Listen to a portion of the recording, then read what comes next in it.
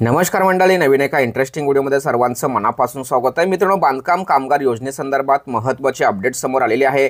आता बांधकाम नोंदणी फॉर्म ऑनलाईन पद्धतीने करता येणार आहे, त्याचबरोबर नूतनीकरण सुद्धा ऑनलाईन पद्धतीने करता येणार आहे। परंतु यामध्ये आता मोठा बदल करण्यात आलेला आहे। हा बदल नेमका कोणता आहे, ऑनलाईन फॉर्म भरल्यानंतर नेमकी पुढची प्रोसेस कशी असणार आहे, याविषयी A to Z माहिती या व्हिडिओमध्ये आपण जाणून घेणार आहोत। व्हिडिओला सुरुवात करण्यापूर्वी चॅनलवरती जर नवीन असाल तर कृपा करा चॅनलला सबस्क्राइब करा।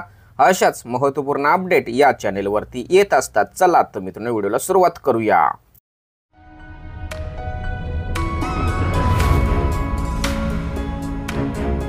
तर मित्रांनो, बांधकाम कामगार योजनेतील झालेल्या बदलाची माहिती जाणून घेण्यासाठी तुम्हाला या वेबसाईटवरती यायचं आहे। या वेबसाईटची लिंक मी डिस्क्रिप्शन बॉक्समध्ये देतोय, त्यावरती क्लिक करून तुम्ही डायरेक्ट या पेजवरती यायचं आहे। या पेजवरती आल्यानंतर या ठिकाणी माहिती दिलेली आहे।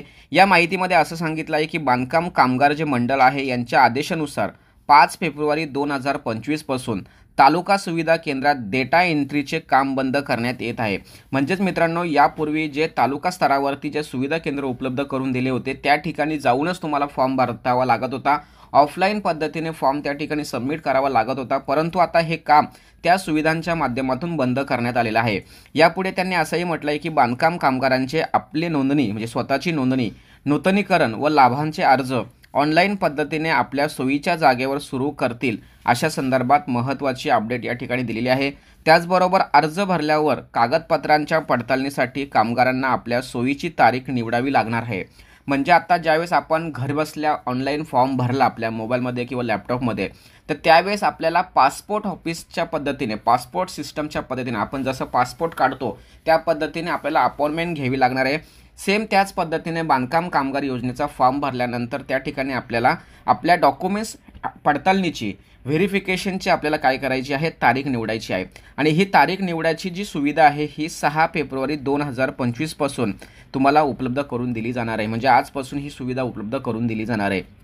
त्याचबरोबर निवडलेल्या तारखेस मूळ कागदपत्रांसह निवडलेल्या सुविधा केंद्रावर हजर राहावे लागणार आहे। म्हणजेच काय मित्रांनो, तुम्हाला ऑनलाईन पद्धतीने फॉर्म भरल्यानंतर महाराष्ट्रातील कुठल्याही जवळच्या लोकेशनला ज्या ठिकाणी सुविधा केंद्र आहे त्या ठिकाणी तुम्हाला त्या तारखेला तुमचे डॉक्युमेंट्स घेऊन हजर राहायचं आहे। ठरलेल्या तारखेस व ठिकाणी हजर न राहिल्यास तुम्ही भरलेला अर्ज नामंजूर केला जाणार आहे, तुमचा फॉर्म त्या ठिकाणी रिजेक्ट केला जाणार आहे।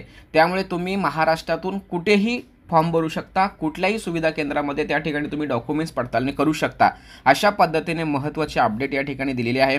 त्याचबरोबर त्यांनी असंही म्हटलं आहे की लाभाच्या कागदपत्रांच्या पडताळणीसाठी जागा व तारीख निवडण्याबाबत नेमका कोणता बदल करण्यात आलेला आहे तो सुद्धा या ठिकाणी समजून घेऊया। ज्या लोकांनी IWBMS या प्रणालीमध्ये कागदपत्रांच्या पडताळणीसाठी अगोदरच तारीख घेतलेली आहे त्यांची तारीख या ठिकाणी रद्द केलेली आहेत। म्हणजेच काय तर मित्रांनो, या अगोदर ज्यांनी फॉर्म भरलेले आहेत त्या सुविधा केंद्रामध्ये, तर ती सुविधा केंद्रातील तारीख आणि वेळ ही पूर्णपणे रद्द करण्यात आलेली आहे। आता ते कामगार भरलेल्या लाभाच्या अर्जाच्या कागदपत्रांच्या पडताळणीसाठी दिलेल्या लिंकवरून नवीन तारीख निवडू शकतात। म्हणजे ज्यावेळेस तुम्ही ऑनलाईन फॉर्म भरायला जाणार, तुमचा ॲप्लिकेशन नंबर तुम्ही त्या ठिकाणी टाकल्यानंतर तुम्हाला नवीन तारीख आणि ठिकाण तुम्हाला निवडता येणार आहे। त्याचबरोबर रद्द झालेल्या तारखेऐवजी नवीन तारीख निवडण्यासाठी चेंज क्लेम अपॉइंटमेंट डेट हे जे टॅब दिलेलं आहे या टॅबवरती तुम्हाला क्लिक करायचं आहे। क्लिक केल्यानंतर सिस्टम तुम्हाला तुमच्या नोंदणी क्रमांक विचारेल। म्हणजे तुम्ही जो अगोदर फॉर्म भरला आहे त्याचा ॲप्लिकेशन नंबर असतो, हा ॲप्लिकेशन नंबर या ठिकाणी तुम्हाला विचारला जाणार आहे, तो ठिकाणी तुम्हाला टाकायचे। नोंदणी क्रमांक भरल्यानंतर तुम्ही रजिस्टर केलेल्या मोबाईलवरती एक OTP येतो आणि OTP पडताळल्यानंतर तुम्हाला ज्या लाभाच्या अर्जाची तारीख बदलायची आहे त्याचा पोचपावती क्रमांक भरावायचा आहे।